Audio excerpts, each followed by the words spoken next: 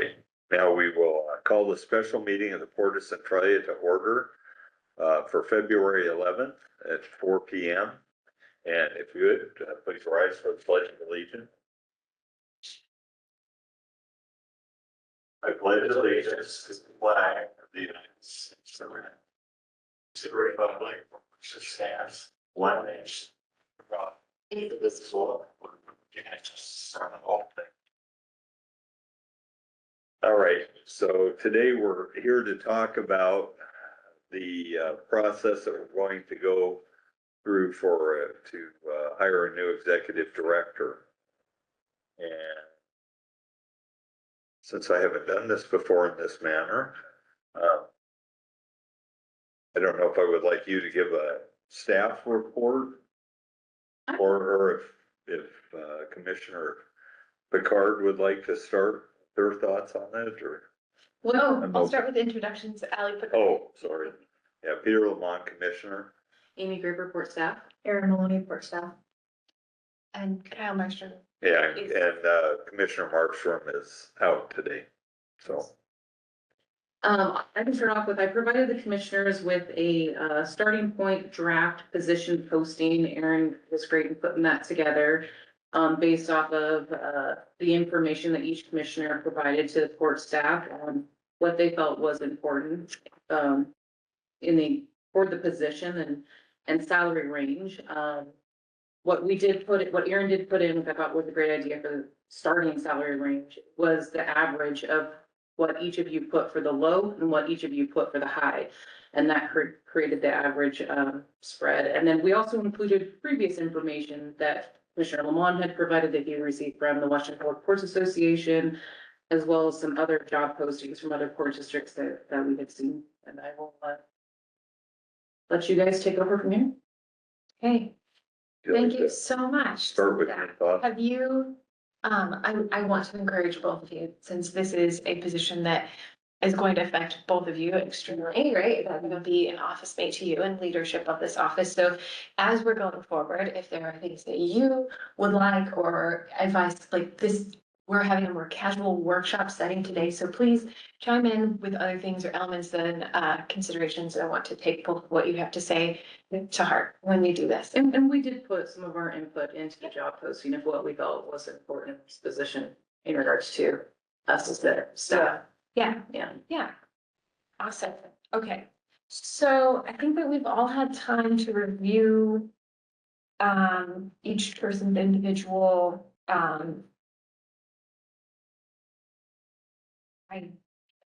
submissions. So I want to call it homework, but that sounds not right. So anyway, so what everyone else had submitted.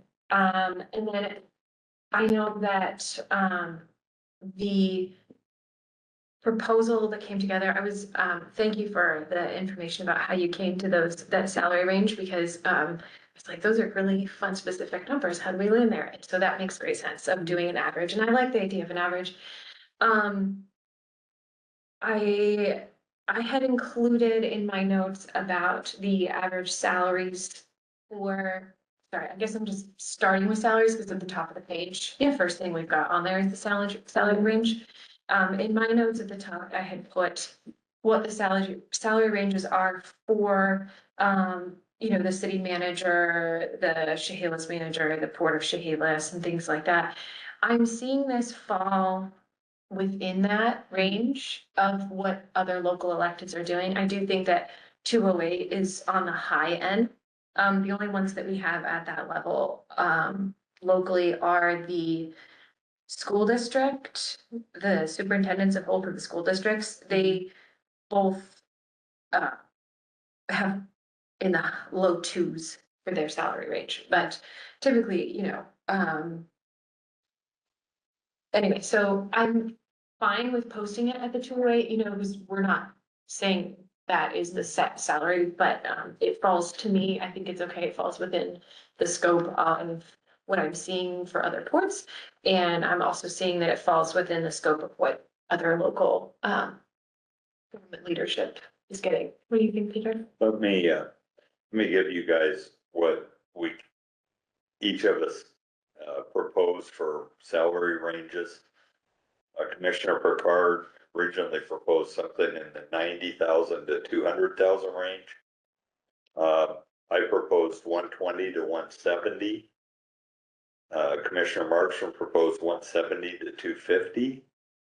And the range that the staff, when they condensed what we all sent in, they came out. Page, hold on. They proposed something in the 127 to 208 range.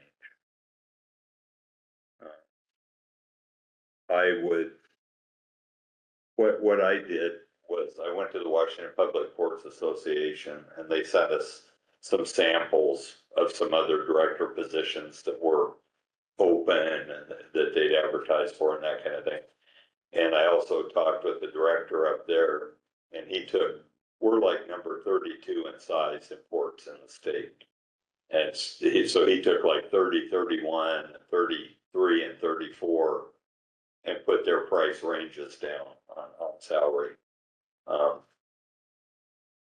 So I guess we'll have to argue about this a little bit more on the numbers. And we aren't going to make any decisions today. We're just discussing, and we'll have a little bit more discussion, and we'll come to a decision at the next scheduled meeting, which would be next week. Oh, I didn't know that. That we weren't making. Well, maybe we're not. Maybe I'm just talking. Well, the final decision can be made next week, but no final decision can be made Right. today, but we can make decisions to the final job posting, then you can vote on it at the next meeting. Yeah. Yes, or no. Yes, So This will be a final document to vote on then. yes. what my intent is, we're talking about all the different options today. And hopefully we can come to some kind of a consensus. And then, and our intent is like the 1st of March, that this would go out to advertising. So, whatever we come up with at next week's meeting, we'd finalize it and then we would send it out for advertising. And we hope to do it for like a month, go March, and then the first part of April, we'll be accepting applications and move forward. We'll have a review process. I'm not quite sure how that's all gonna work out, but it'll be wonderful. That's kind of what we're going over today, is that that's the next thing on the list. So to me, I don't think that the salary range needs to be drilled down. Personally, I don't think the salary range needs to be drilled down too much farther, because it's going to be dependent on the experience of the person and what they're bringing to the table. So I feel like a range, I'm fine with just leaving a range as it is. I know it's a wide range, but it's going to be applicant specific. I know that was in Markstrom's notes as well. Once again, back to the staff recommendation, not recommendation, but what they gleaned from what we sent in. They had 127,000 to 208,000. And the range that I went with, 120 to 170, I think that in the last 2 years, our salary schedule has gotten a little bit out of hand. What we do for the position. We are wonderful, but I mean, there's still limits to being wonderful. Oh, no, I totally agree. I feel like 208, I can't say that I would vote for an applicant at 208, but But we might get somebody that is that person. I don't know. And so what I was looking at, I'm in the apprenticeship world, so I'm looking at 120, picking up an apprentice. And they need training. Well, how much training do we want to put into them? But there could be people out there that are extremely qualified that apply. And we'll have to look towards the higher end of the scale. I went on careers.wa.gov, which is the state hiring site, and I typed in director, executive director, assistant director. And I looked at some of the different postings from some of the different state agencies for those types of positions. And I still think my numbers are in a correct range. We will have, and the staff had it in there, we will have like a full benefit package. They'll have medical, they'll have retirement. There'll be some kind of a vacation plan. So, you know, we'll figure that out, but it'll mirror probably what we have right now, you know, in our personnel policies. Well, yes, can we get to that as we go? I'm Okay. more methodical, like going Okay. through, like, No, into no, the go benefits package, like what we have versus, yes, we do Oh, methodical? yeah, please. I'm sorry, that's just how I think. No. So as far as the application deadline, this is the first I've seen dates presented. At this point, I'm comfortable with going forward with that plan of a month open. Later on, I have a suggestion about having a caveat there, a carve out that this is not a guarantee. We can get to that later, but just a note that I'm fine with application deadline being that, but I want to have a note included later to say that we reserve the right to reopen. Right. If we don't get what we want, it's down the list of where we would put that in line. But just making a note of that. Mhm. I do like the first page here that you did, Aaron, with the, introduction of our port. I think that's great. Kind of giving a little bit of our portfolio. And then, so we really get down into the meat of it. Peter, do you have anything in this section as far as the history of the port, background So about the port? now, Okay. And then for the job description, and it's the next section as we move along. I like that. It's a very good brief description. Would you have any? no, I thought that was well done. Okay, and so then essential job duties and responsibilities, this is really where my notes pick up. So, do you have notes in this section of things that you're, Yeah, I had typo.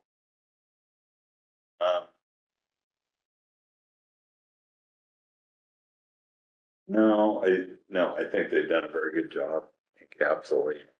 okay, I didn't see anything that I added that I wanted to put in there. okay, so, they're not numbered, so I'm gonna say like the number of the bullet to kind of guidepost for people to find what I'm talking about. So bullet number 2, determine what issues are appropriate to bring before the Port Commission and prepare commission agenda. I'm not really comfortable with that statement of determining what issues are appropriate. The commission has a history in the past of not being informed enough on issues as far as, you know, but then by extension, the public is not informed of issues. And so previously in my own submission, I had said to keep the Port Commission fully informed of significant operational, financial, legal, risk, safety, and security matters, rather than just rather than the executive director determining what issues are appropriate for the Port Commission to be aware of. As a Port Commissioner, when I'm out in the public, I don't want to be surprised by something that's going on or legal action that's being taken. You know, for example, hiring of lawyers to have a SEPA appeal and I don't know about it or something like that, right? Like those sort of elements. And Amy, you've done a fabulous job of keeping us informed, but that just feels really vague to me. Okay. We can look at it. I went that same bullet. Now that you put that up, that took me up to about determining what's appropriate and what's not. I would strike that first line. Oh, I have a speaker, so Strike. the notes I wrote today. Oh, okay, let me. So, because I kind of merged the documents together. I would strike that first line and just go right to prepare the commission agenda and brief commissioners on issues. Right, I would strike as necessary. You know, and yeah, and ensure there's official record history report, that's fine. yeah, those things are. Right. So then what I had said for the preparing the commission agenda is gather, analyze, and present information regarding trends, needs, and utilization of port resources to support commission decision making. I felt like it was just a little bit more expansive of what that looks like, because yeah, preparing an agenda is more expansive than just. I guess what I would say, what you just said. Maybe it's more concise, but pretty much as I read through there, if I had a question, I found it in there somewhere. Maybe it wasn't exactly where I thought it was supposed to be. It was in a different Oh, I reviewed the whole document Yeah. and this isn't included. That- Oh, So- okay. No, Um, that's fine. Okay, so let's see, where am I? 1, 2, 3, 6, 7, 8. Bullet number 8, or, well, sorry, it would be 7, 8, manage day-to-day operations after that. This is kind of just where I thought that this should go. It could go somewhere else. Understand and adhere to the principles and requirements of public sector and governmental operations.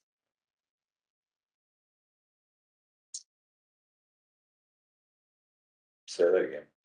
Understand and adhere to the principles and requirements of public sector and governmental operations.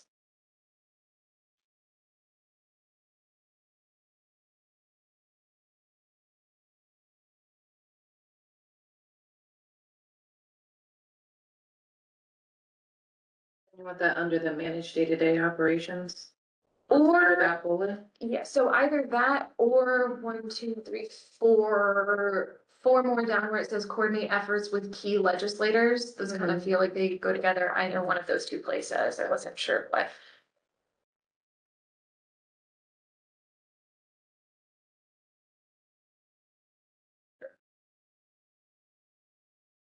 You guys are capturing. Yeah. Yes. Okay. And I'm gonna share what I did here as well. Okay, so, for the, gosh, sorry, counting bullets is hard. Let's zoom out a little bit. I'm gonna go from the bottom of the page. Is that, no, because I moved things. Okay, so we've got Service Port's primary public representative, the one right below that. Advise the Port Commission with timely and accurate information and professional recommendations. I kind of felt like this could be combined with bullet 2 above, because it's, I think, yeah. it's I think similar. The same, pretty much. Yeah. And, I just felt like that one was a little, maybe not redundant, but could be blended together into one spot.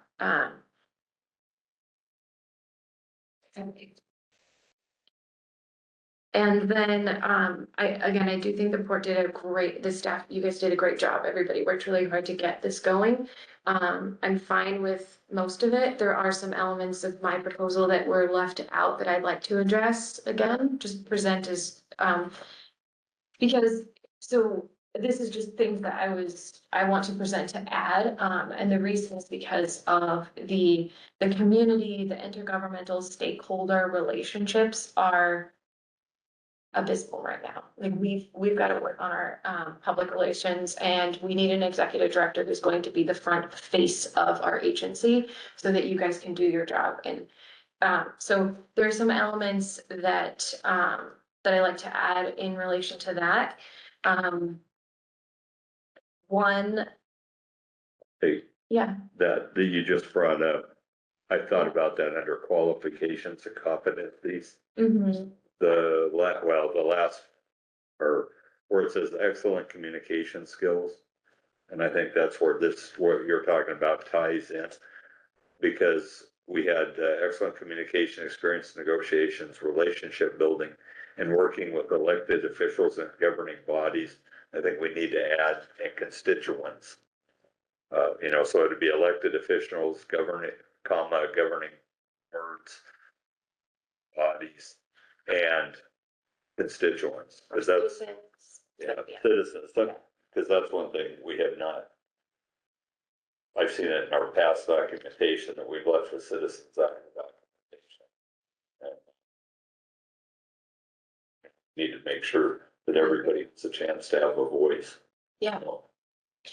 So, one that I said is serve as the primary representative of the port to tenants, customers, government agencies, and community stakeholders.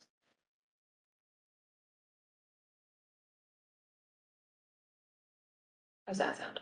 Yeah, So that's a new one, or you? New ones after. so there's this one, do you wanna blend it with this one? Mhm. Okay. Yeah. And so what do you wanna add to that list? So the tenants, I don't know that they're included in that, Okay. the tenants, Ten. and then, community stakeholders or citizens somewhere in that. Well, I guess we do have and the public. but- There's community partners. Partner, yeah, yeah. So, So you want partners and stakeholders? citizens, Okay. yeah.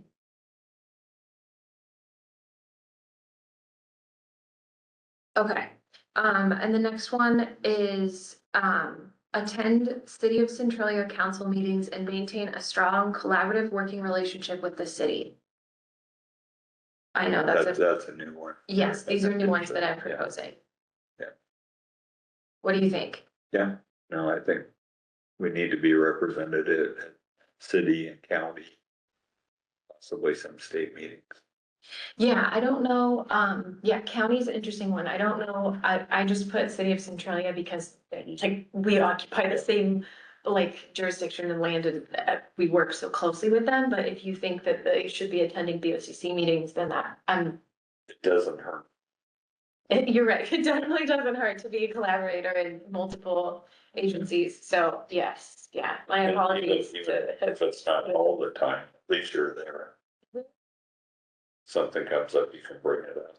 For me, I do think that city council should be like a standard, that they should be regularly attending city council. I don't know if we want to include. Do we want to include the county as a standard or is it? I don't know how to do a vague one for county. How would we word that? Just, I'd say just throw it in there as county commissioner meeting, Okay, just, and then we'll figure out.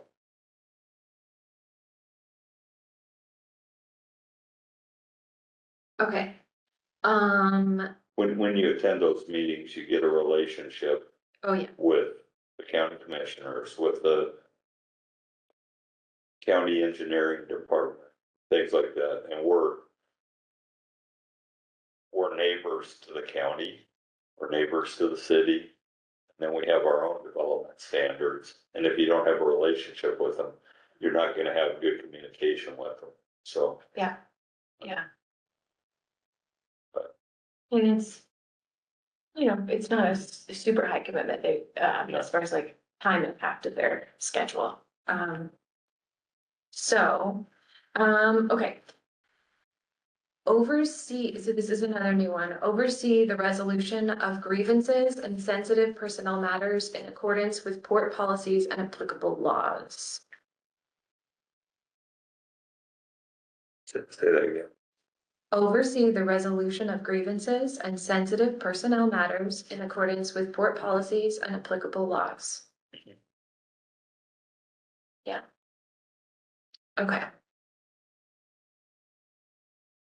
And the last one for this section is ensure proper handling, documentation, and response to inquiries, complaints, and concerns related to port operations, and personally respond to the most serious or complex matters. Yeah.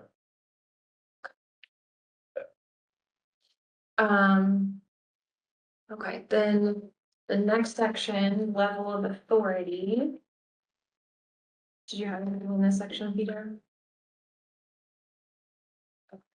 I have just a side note for staff that, following the port's delegation of authority as adopted and amended by the Port Commission, I would love to see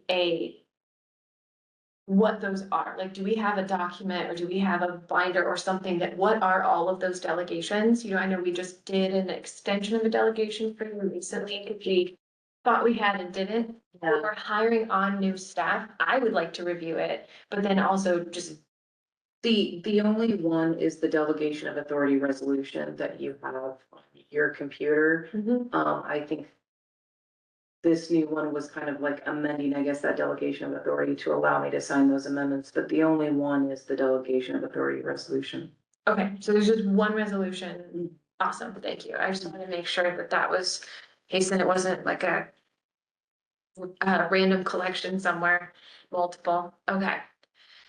I guess one thing I did think about in there, and maybe that's wrong spot. But overseeing of the port's personnel policy. Which covers oversight the employees. Number 3 does say management motivate all levels of support staff. Okay, Do we want to reword that manage one? and motivate all levels. We could say- Urgent. But in accordance with the personnel policy. Yeah, I like, I would like personnel policy in there somewhere. yeah.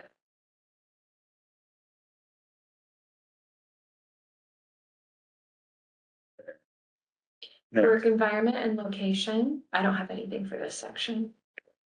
Do you? where else?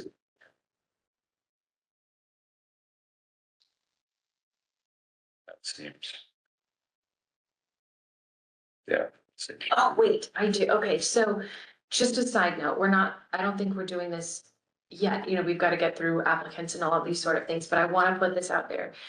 We talked about here, having a interim initial time of employment of 6 months, right? Of having an I want to be really specific at some point what that means. If we want to talk about it today, fine, or later, but what does that introductory period look like? One of the elements is I don't want a new employee at this level to be able to just make sweeping changes, right? So during those first 6 months, we want things like, obviously, the typical protections of, you're not going to, like, we can let you go, there's no severance, things like that, but also something like that they can't fire poor staff, right? No staff changes. They're like a limited scope of what their hours could be.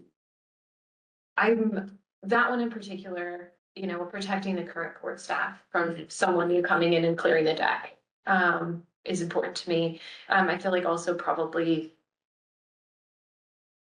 yeah, I'm not, without the delegation in front of me of what other duties they've been given, but I'm just thinking, new legal action.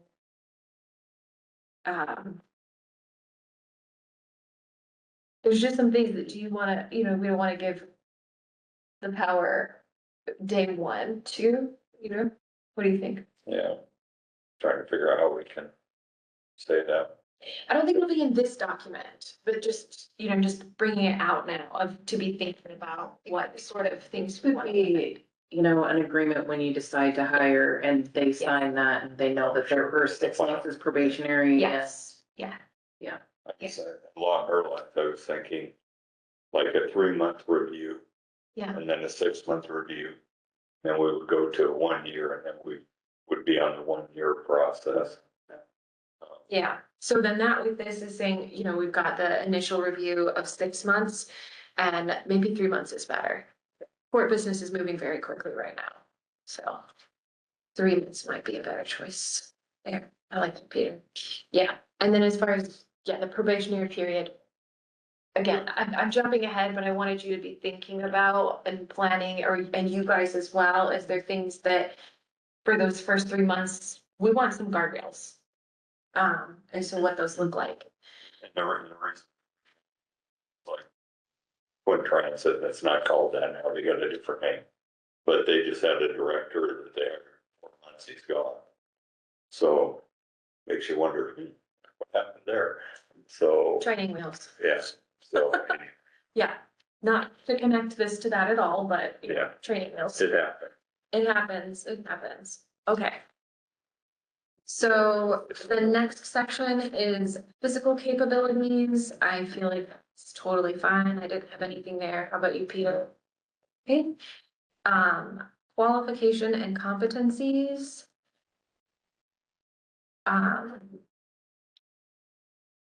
I liked this. I will say that we're right on track. I looked at the WPPA, which is the Washington Public Courts Authority Association. They currently have 2 executive director jobs open on their website, which is one of the places that we've talked about advertising this job.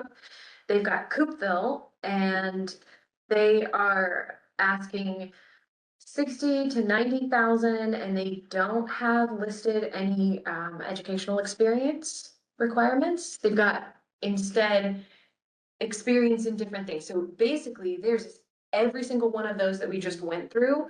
5 years experience with this, 10 years experience with that. So it's broken out very different. So I don't think that that's as straight of a correlation. But Bellingham, which their salary range is 184 to 263, they have the same standard of a bachelor's degree, but master's preferred. So I think we're right on track with that as far as what I'm seeing out in the landscape of what people are searching for. And so yeah, I was just doing a little more research on that. And as far as the experience goes, yeah, it's going to be very applicant specific of what, if we feel like they can complete this job. I did have a couple to add. Say a couple. Okay. So, here's one that this one might be controversial, but I think that the executive director should live in the district. I think that they should live within the footprint of the port.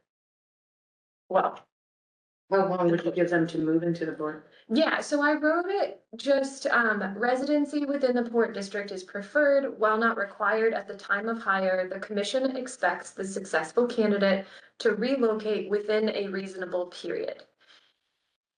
And I use my thought process behind a reasonable period is it's really dependent on the applicant, right? If they are traveling from across the country, or they're relocating family, or, there's so many different variables that I think as a commission, we can decide with that individual candidate, what that, timeframe looks like for that candidate and what we're willing to be flexible on. So at this point, I feel like it would be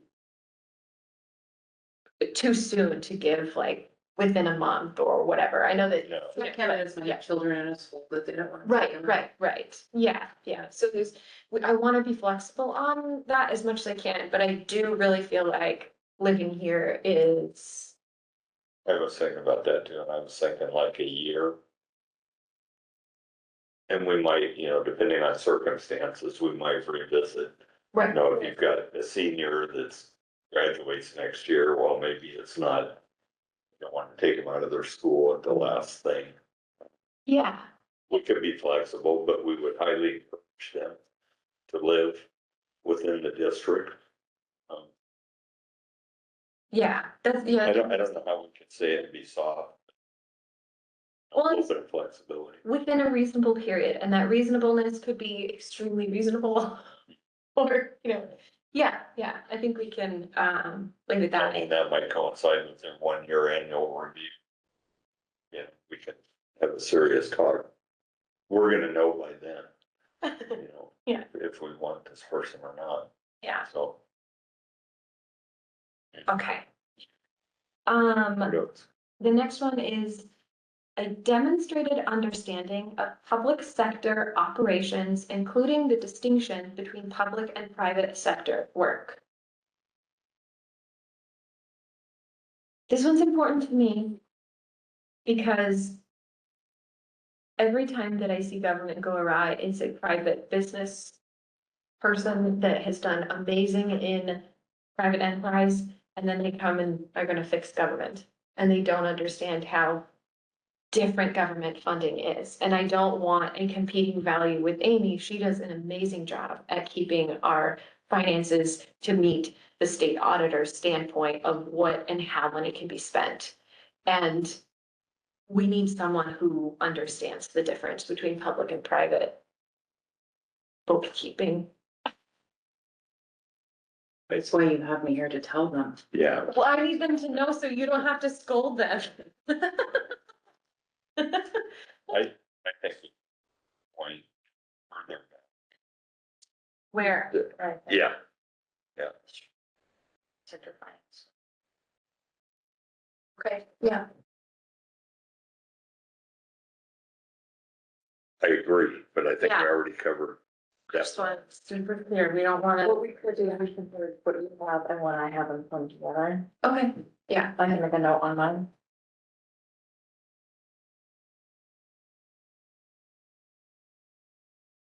Merge. Where are you now? We're still on the same section that these are additions. So one thing, the next step of that, is I don't know if we want to, but somewhere in this document, to me, private sector experience alone is not sufficient. I don't know if that's something that we make clear in the qualifications, but you know, I just, experience in public service and management of public funds, private sector experience alone is not sufficient. Instead of private is not sufficient, so you wanted to have public as well.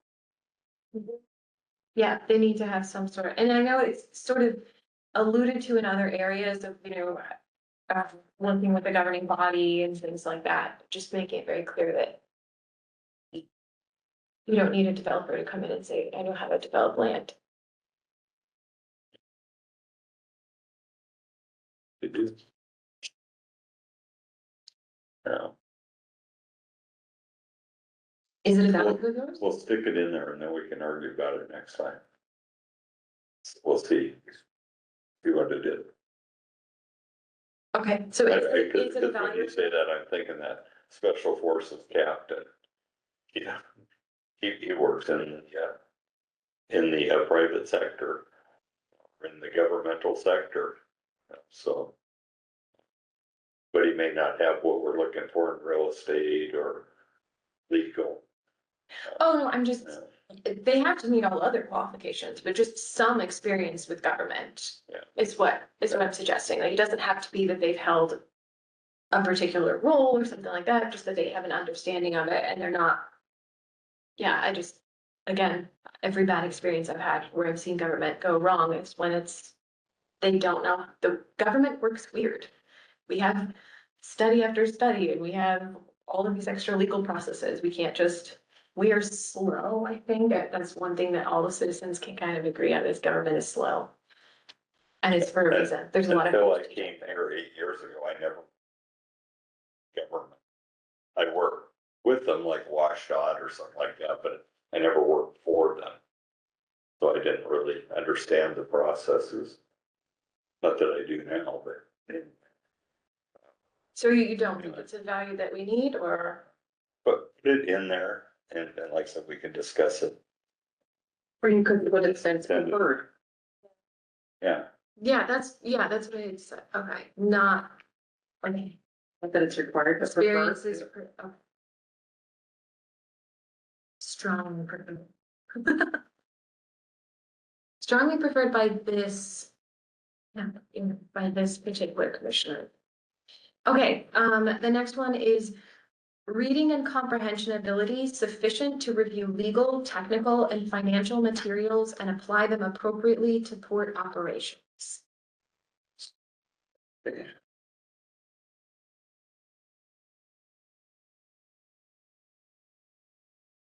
I hope by the time they got their MBA, they could read. Well, it's a little different than, you know, I mean, if you get a general in business, but then you're reading plans, right? You're, you know, can you read a map? I don't know.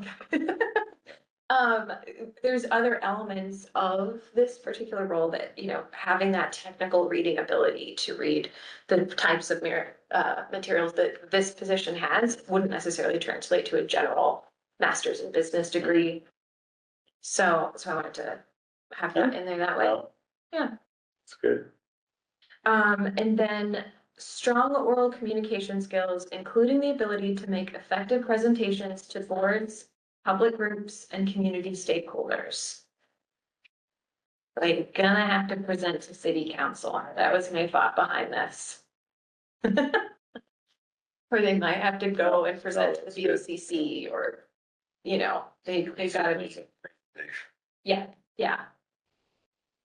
Yep, well, that's under excellent communication skill. Right, I'm just trying to expand it a little bit more Yeah. to say, like, everybody has excellent communication skills. Oh. Everyone thinks they do, but instead of just excellent communication skills, but more specific of like your, you know, ability to present to a board and community groups. Okay, then the last one for this section, promise, willingness and ability to serve as the public face of the port, setting a tone of honesty, fairness, accountability, and open communication. Okay. All right, let's see. Okay, so we have now the compensation benefits. We talked a little bit about what this is. Earlier, you'd mentioned that you want to keep it the same. I want to tease that out a little bit more. I want to keep it the same as our employees package. Mhm. Because when I looked at our employee policy versus what the executive director's contract was, it was vastly different in their compensation benefit package. And this staff works just as hard as any other member. And I don't want that huge disparity in what the compensation looks like. So as far as the medical, dental, vision, and long-term disability and life insurance, those policies were the same. I feel like the deferred compensation, I don't know that it matched No, at all. it doesn't matter. Yeah. That's why we put in parentheses optional. They can, Yeah, employees have the ability to defer some of their salary into deferred compensation. Yeah. Just not the port contribute. yeah. Yeah. So I like the way that this is written, but I just want to make it clear that as we work on a contract, it is not going to match the contract we just ended. Yeah, yeah. Well, we can, as Amy said before, I mean, we can cover some of those finer details in the letter, acceptance letter. Yeah, it'll be in the contract for them. Yeah. I'm sorry, can we go back to the base salary range? Did we decide on one? I thought I had put a question mark on it. I know, wanna yeah, make you sure. should deal with that at this point, yeah, we kind of kicked the can down the road a little bit. I recognize that I was probably the lowest starting range dollar amount at 90.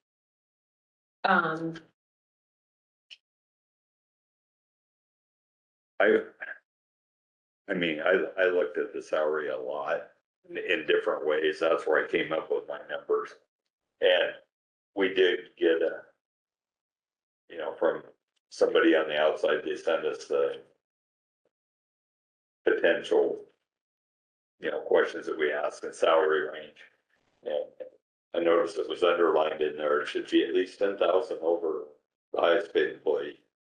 Well, in this instance, that would be nice, but I disagree. Unless we get that person that's worth that. But if we get an apprentice and we have the ability in 6 months, if they're meeting their goals, we give them a raise.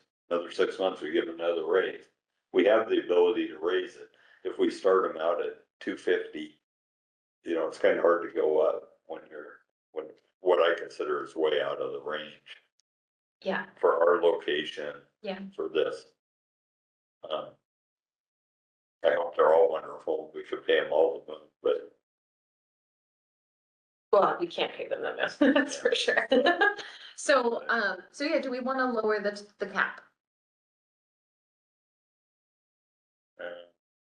What do you guys have? Your average range? Her average range. 127 to 208.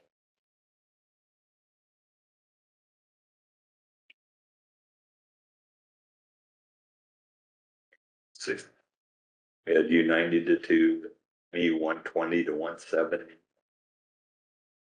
Commissioner Marks from 170 to 250, and we had an average range by staff's accounting 127 to 208. And here's the list of the other municipal leaders, the county manager, city manager, what their ranges are. Yeah. I'm just gonna be frank, 208 seems high. But I mean, that was obvious from what I presented, And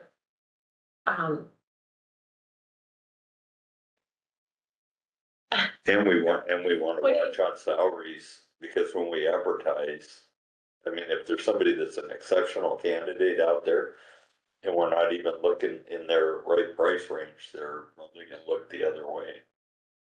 So.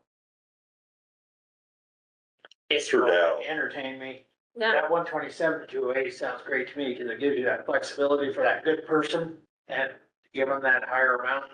And it gives you the flexibility to give them a little lower if they're in that newer phase in of doing executive director positions. I don't know, it just seems like you're hitting the low and the high there. That's all. Thanks. Any other recommendations in the audience? Question. Mr. Tennant?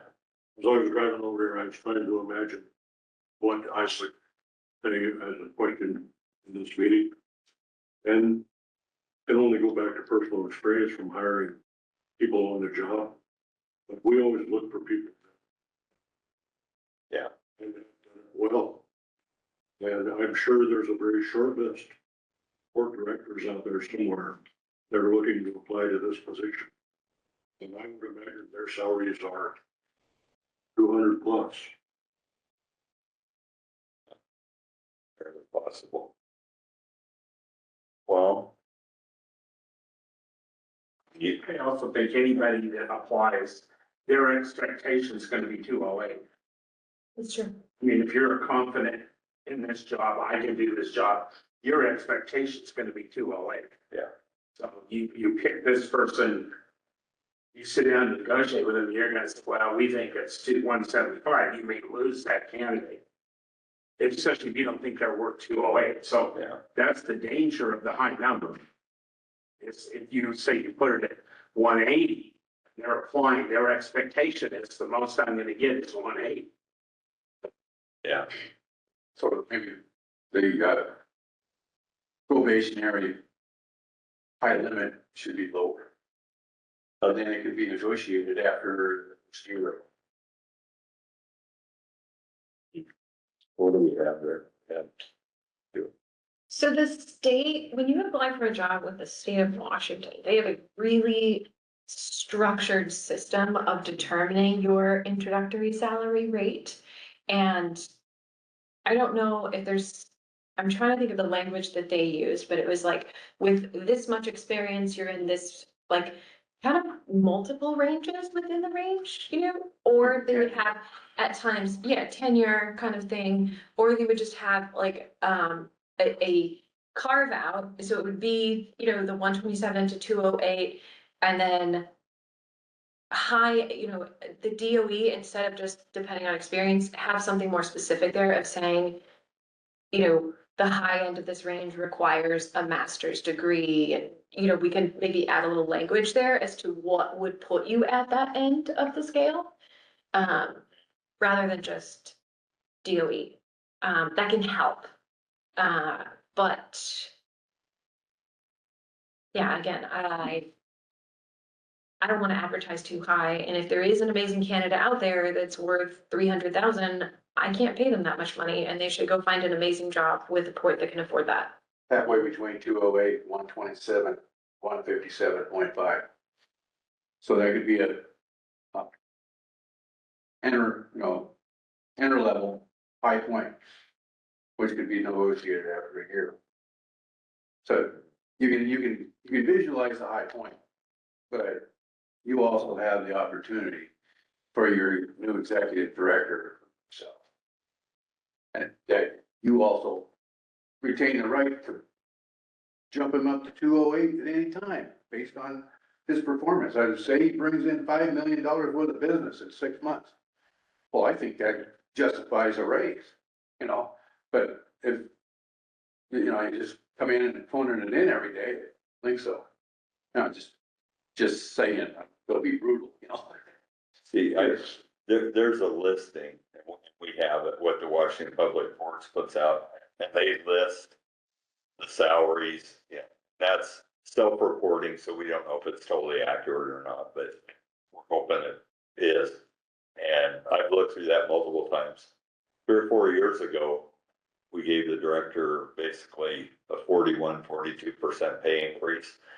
And I was told, we didn't have discussions like this, it just, oh, this is what we're doing. Well, how did you figure that out? Oh, we saw the comp. I went back to Washington Public Courts and I looked at the comparables and we were already paying comparable. And, you know, it jumped up there, so. I don't know, I just want this to be transparent and let's get somebody. If they're really good, we're gonna pay them towards the higher end. Yeah. If they're new, yeah, if they're a trainee, if they're an apprentice, we're gonna pay them on the lower and they'll get jumps, but I don't know. So.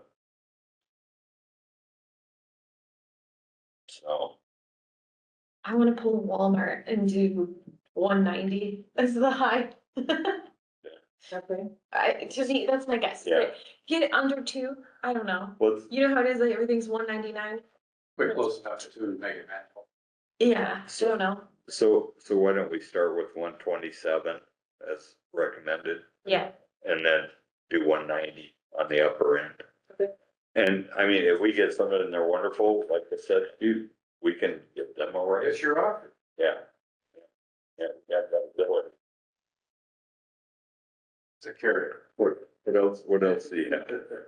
okay. It's a good discussion. We're moving right along. Yeah, thank you. I like this workshop with community input. On to the next, let's see. Okay, so the next section is to apply.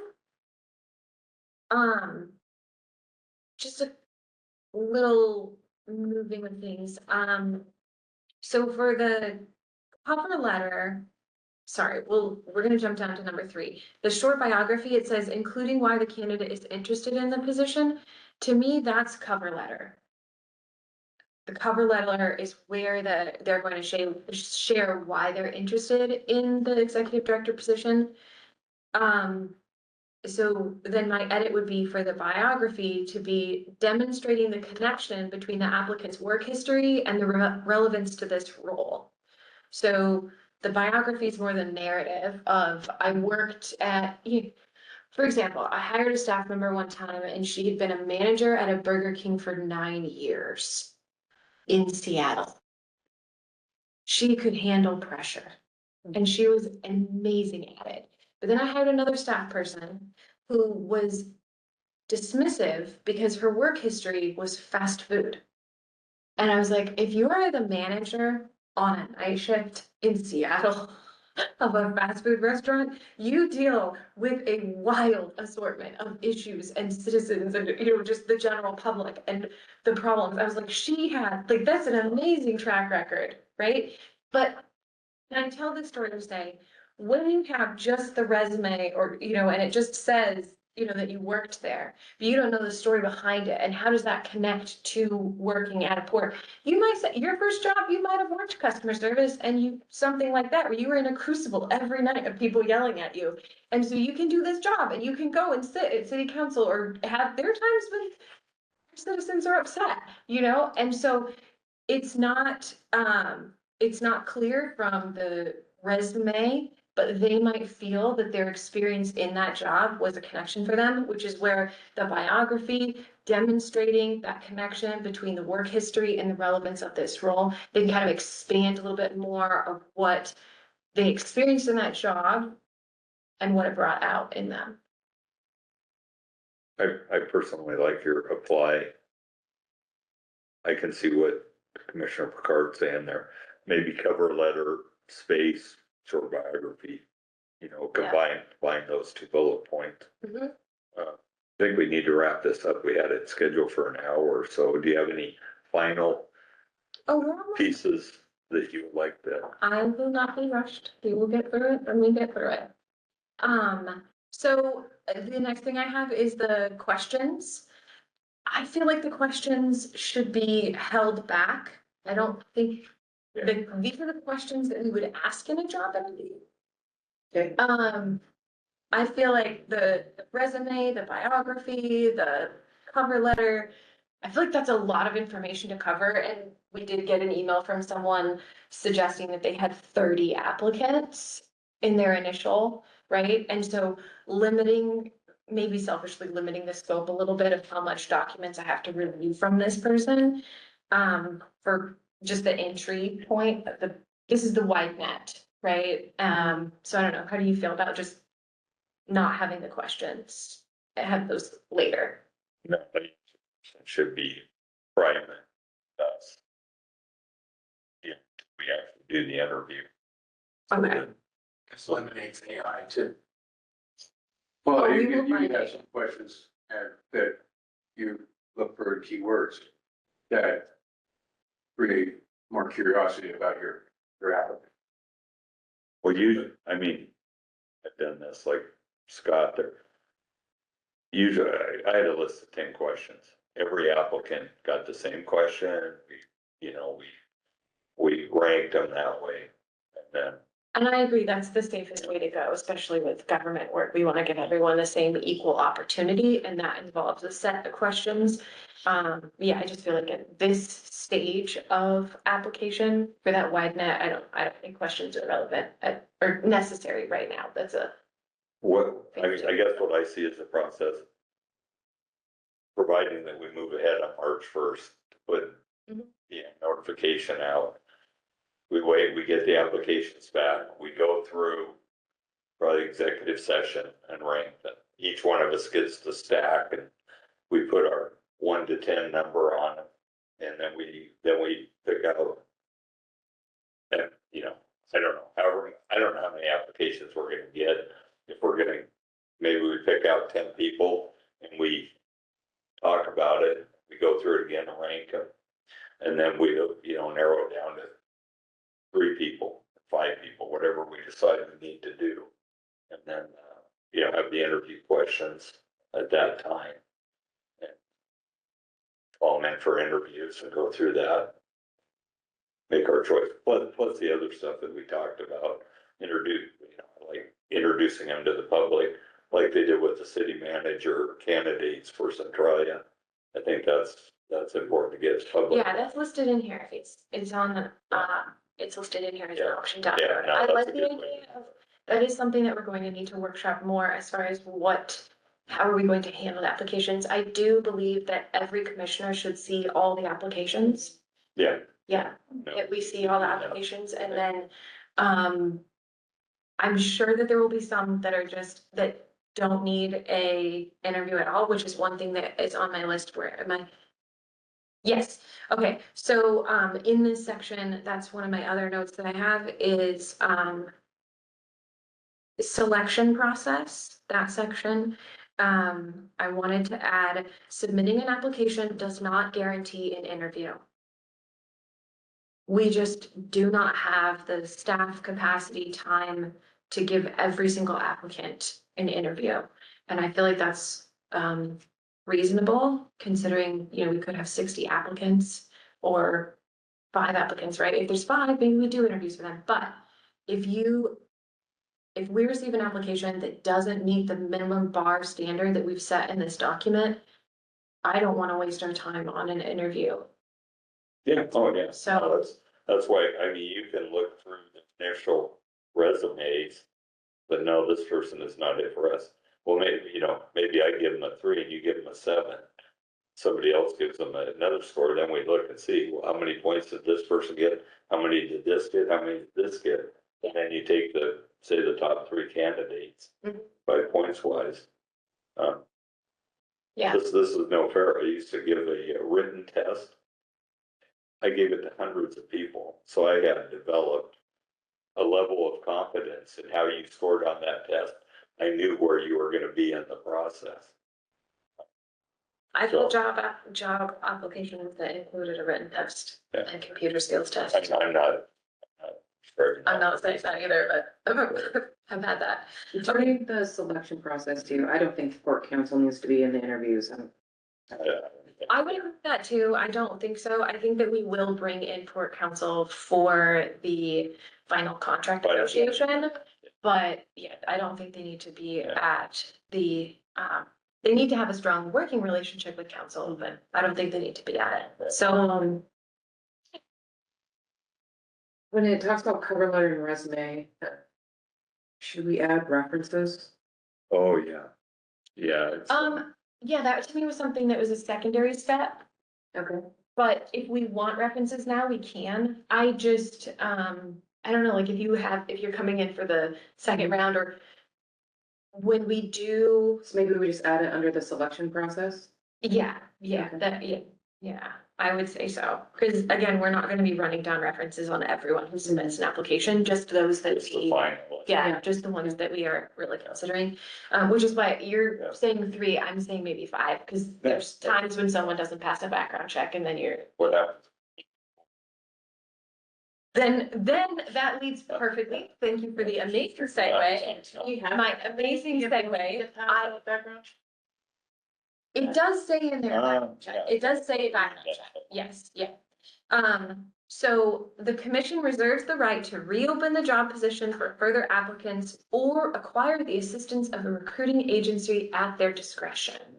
I want that in there, we can back up and say we're starting over, this net is empty, right? If we cast that wide net and there's nothing in it, we can go out and start over. Yeah, cut bait, try again. I want that built in. And then, let's see, I think that's it for that section. Okay, then the only other thing that I wanted to address, this is literally the last thing.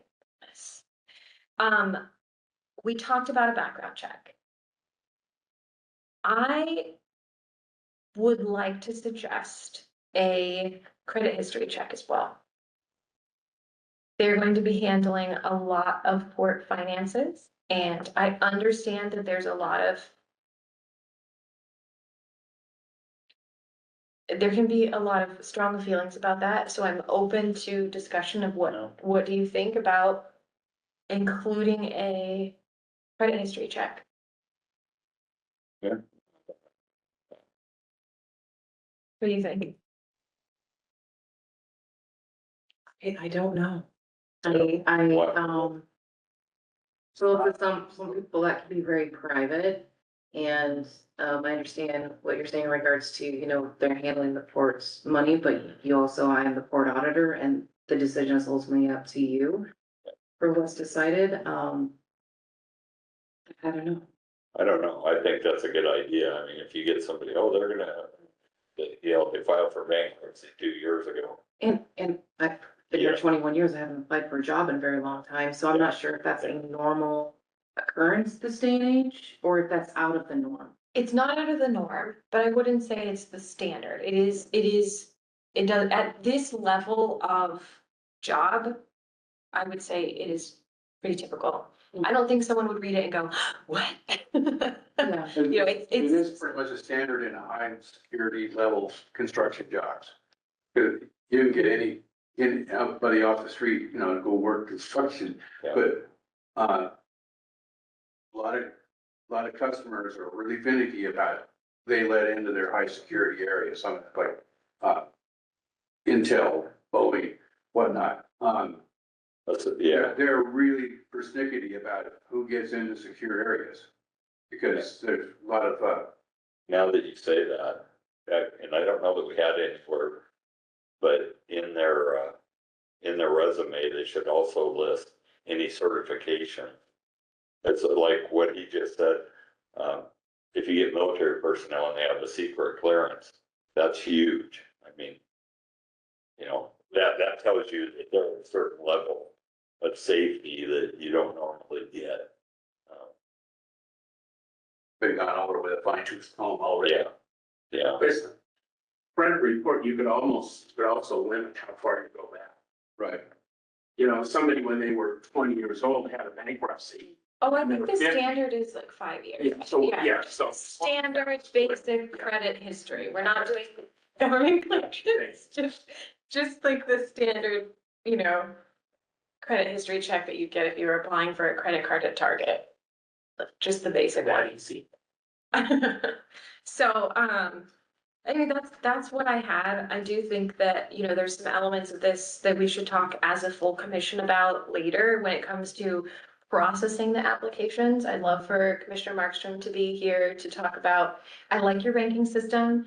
You know, you mentioned I want mine a little bigger than 3, but we'll see what we get. Oh, yeah. It doesn't matter. And yeah, so the If we processing. get 20 applications here, Yeah, I'm going to go through all of them. I don't have, yeah, you know, because you're gonna get, and it's not our person. yeah. I guess, And if we all agree. yeah, and my other question would be, Do you want me to send the applications as we receive them, or hold them and send them at once? What would you prefer? I believe that the fair thing would be to hold them and send them at once, because I don't want to have longer to, like, that would indicate that one person has had a longer period to review than someone else. So once the application period has closed, all the commissioners receive it, and then we can work with you about how much time we need to review them. If we've got 100 8-page documents, or we've got, 3 pages documents, we can work on how long that we need to review those and do our homework. But just for the commissioners, because we're the ones making the decision, board staff is welcome to review them, sort them, process them however you need to. But for us, Yeah. Okay, One time? Yeah. Time work, yeah. I can put it in line and you get them and say, hey, I have, she has time, or I have time, or he has time. And we can come down and sit in the back office, and do it, so that it stays here, it's controlled, not accidentally getting into the public view somewhere. We'll figure that out. It'll work out. yeah, Mr. Dow. I think you guys have kind of touched on it, but that interview process to me is gonna be really important versus, or not versus, but along with the written. Because then you're gonna be able to talk to them, community, how they feel about community involvement and going to public meetings and speaking at public meetings. You can kind of draw somebody out in that interview, and so you can have questions, hopefully they can answer that yes, I've been involved with the public entities in my whole career or my whole deal. And then also something maybe required, the only other thing I have is that a daily log for the executive director of some type. I don't know how in depth, but so there's kind of, they know they have to kind of keep track of what, and I would think a lot of them would already be used to doing that. But what Wait, yeah, what you're saying, I think that would be like shared calendars. Yes, exactly. Something that just kind of, so it gives you something to look at when you interview, when you, your yearly, We kind of already talked about it. yeah. What my thing is, I'm thinking that we come up with like 10 questions. And I would ask you guys, if you have some questions that you have in particular, share them with us at the next meeting, have a written copy and submit them to us, and we would consider. On your last job as a board director, why should we hire you? Yeah, no, that's fine. I mean, if you have a, question or 2 or 3 or whatever, Okay. just submit them to us, because we'll come up with our questions. And we'll look at those and we'll see if we can come up with a good list. can you get that advertised then? Because we can't have it go to just this room. If we're opening it up for questions from the community, we need to have that published somewhere besides just this attendance today. One quick thing to add, going along sort of with what Brian said, and what you were talking about with relations with community and the city and maybe the county and so on. I attended a meeting a couple of weeks back with Tanisha Harris, and she's the legislative liaison or representative for Senator Campbell's office. And met with her, and I was not there as a representative of the board, but she did have questions, which I offered her my opinion. One of the things she said that was kind of shocking to me was that anytime that she asked something or sent a message to the office here, especially to the executive director, she never heard back. And she has asked if there's a way that now the court with a new director can establish a relationship with the senator's office, which I think would be to the advantage of the court. So Maybe. thank you. Senator Murray's people, I gave them a tour. So that, But all of your points is exactly why I went over this document with a fine tooth comb, because this is then also going to be the guiding document for how they operate as an employee. And it will then by extension be the controls of if an employee is not meeting this standard. That is the commission's standard. And if they're not meeting it, then we can take corrective action, which is why I was so intentional about what to include in here. I'm hearing what you're saying about, shared calendar or allocation of time and things like that. I do believe that when we get to the contract phase of working with someone, I will be advocating to include dereliction of duties in that, which would encompass that. As far as the specifics of actually having a, shared calendar and things like that, that's something that I really want to reserve and workshop with Amy and Aaron about. Because I don't know the inner workings of how they manage their calendar system. And I don't want to just externally say, this is what you have to do. So I know that we use Outlook email server. I don't know if we also use Outlook calendars, or what that looks like. There's been talk in the past about a need for a time card. So those are elements that are on the horizon, and the seeds of them are in this document. But it's going to be, it is on my mind, and I will make sure that it's addressed. I was gonna say, in regards to you asking the citizens if they have any questions to ask in executive session when you're interviewing.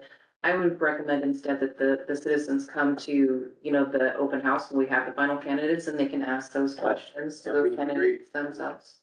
The only reason I said that is because they might come up with something so wonderful that you don't think about, that I would have, why didn't I ask that question? Let her Odegaard. Hope at some point that Amy could have some input since she'll have to work so closely with the new director. She has. I haven't. She basically did this. She's been helping. Oh, yes. Oh.